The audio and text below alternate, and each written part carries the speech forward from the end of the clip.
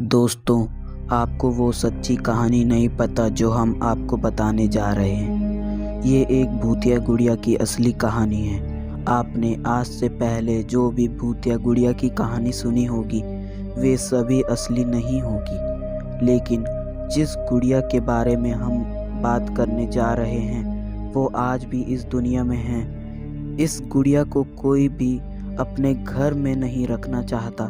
इसकी वजह जानकर लोगों की रूह कांप उठती है।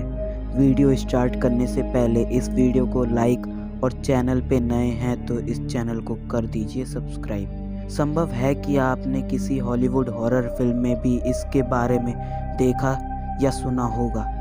कहा जाता है कि इसकी असली कहानी कुछ और है। दरअसल इस गुड़िया को भूतिया इसलिए कहा जाता है क्योंकि माना जाता है कि ये गुड़िया जीवित है। फिल्म एनाबेला क्रिएशन में इसके बारे में जो दिखाया गया है वो इस गुड़िया की सच्ची कहानी से अलग है। अमेरिकन लेखक जॉनी ग्रुएल ने सबसे पहले अपनी एक रचना में इसका जिक्र किया था, लेकिन सच ये है कि बेहद रहस्यमयी ढंग से ये डॉल उनकी ज़िंदगी में आई थी। इसके बारे में जानकर आपको बेहद ताज्जुब होगा। दरअसल बात उस वक्त की है जब लेखक जॉनी ग्रुएल बच्चों के लिए किताब की श्रृंखला की रचना करने जा रहे थे।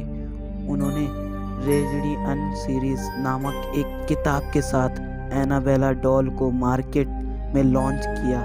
उनकी ये किताब लोगों के लिए बेहद रोचक विषय थी। डॉल के पीछे छुपी अनोखी कहानी ने लोगों को इससे जानने के लिए मजबूर कर दिया। बात उस वक्त की है जब जॉनी ग्रुएल को अपने घर के बैकयार्ड में ये डॉल मिली थी।